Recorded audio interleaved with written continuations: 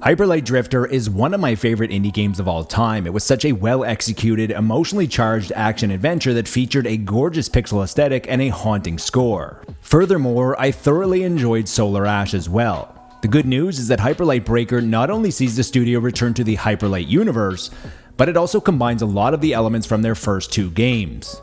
Sadly, early access doesn't have a universally accepted meaning. You can have games that barely work and have bare bones content, but you can also have games that are extremely polished and only require more content that are indecipherable from a full release. Unfortunately, Hyper Light Breaker finds itself somewhere in the middle of these two definitions. Hyper Light Breaker can be a good to great game, but it's going to require a lot of work and refinement in early access before this becomes an easy recommendation. Rest assured, if there is a studio that I have faith will turn something unrefined into a diamond by the end of early access, it's Heart Machine, as they have earned the benefit of the doubt.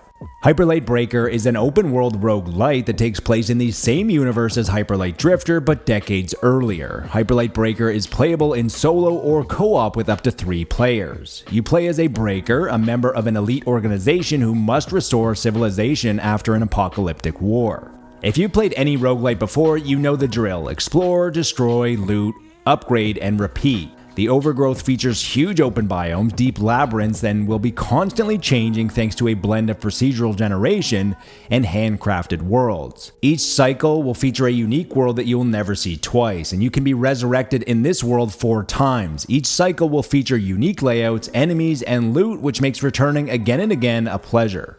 In between each run, you will be able to have the chance to upgrade your breaker through skill tree stats, accessing new abilities and gear, but the most important thing between runs is decoding memories that will help you piece together what has happened.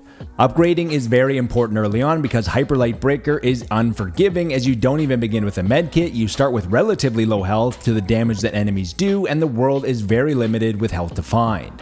These issues are exacerbated when playing solo.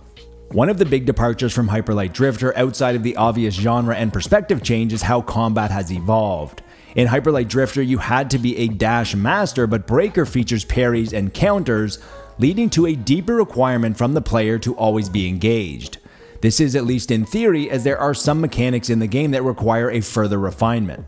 Currently, there are too many enemies that don't communicate what their attacks will be or when they will be. The lock-on system also needs to be refined because it often disconnects, which then causes disorientation and sometimes death. Once again, playing in solo feels much more difficult, as all of the enemies will focus on you and they are relentless. You can instantly go from full health to dead in the blink of an eye when you're surrounded by mobs of enemies of all types, including snipers, dogs, flying enemies, and standard brutes. One of the areas that Hyper Light Breaker needs to improve upon is performance, especially on the Steam Deck, where other games like this feel great.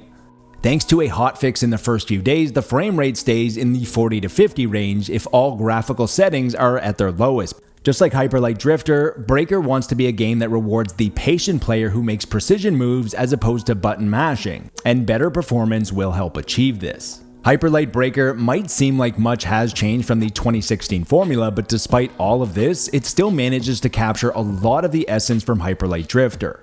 The neon visuals, the icons, the sound effects, and the isolation when you play solo. Heart Machine has without a doubt transplanted the universe of Hyper Light Drifter into 3D. It might not be the same immediate success that Hyper Light Drifter was, but there is a lot of hope to glimmer from the first week of Hyper Light Breaker. The silver lining is that the core of Hyper Light Breaker is good and can be a lot of fun, but it needs to have refinements, content, and updates if it plans to stack up with other Heart Machine titles and other legendary roguelites.